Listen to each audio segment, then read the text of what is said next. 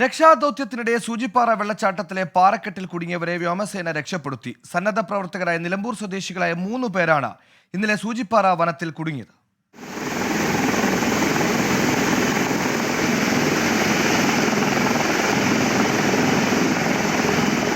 ഉരുൾപൊട്ടലിൽ കാണാതായവരെ കണ്ടെത്താനുള്ള തിരച്ചിലിനിടെയാണ് നിലമ്പൂർ സ്വദേശികളായ 3 യുവാക്കൾ സൂചിപ്പാറയിൽ കുടുങ്ങിയത്. സലീം, മുഹ്സിൻ, റഹീസ് എന്നിവരാണ് കുടുങ്ങിയത്. ശക്തമായ ഒഴുക്കുള്ളതിനാൽ വെള്ളച്ചാട്ടം മുറിച്ചു കടക്കാൻ ഇവർക്ക് സാധിച്ചില്ല.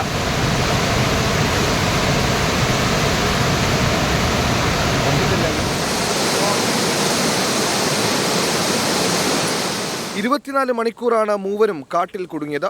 രാത്രി കഴിച്ചുകൂട്ടിയത് മരപ്പൊത്തിൽ. വെളിച്ചം വീണപ്പോൾ പുഴ കടക്കാൻ ശ്രമിച്ചെങ്കിലും ശ്രമം വിഫലമായി.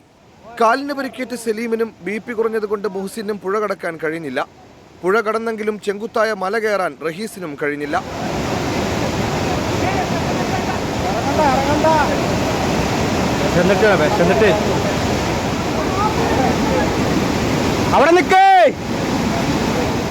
റഹീസിനെ അതിസാഹസികമായ രക്ഷാദൌത്യ സംഘം മുകളിലെത്തിച്ചു. പരിക്കേറ്റ സലീമിനെയും മുഹ്സിനെയും രക്ഷപ്പെടുത്താൻ എയർലിഫ്റ്റിംഗ് വേണ്ടി വന്നു.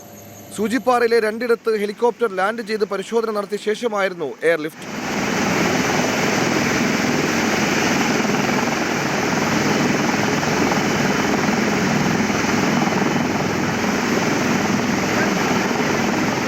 ഓൾറെഡി ഒരാൾക്ക് പ്രഷർ കുറയണമുണ്ട്, ഒരാൾ ചെറിയൊരു മുറിവും കാര്യങ്ങളും ഉണ്ട്.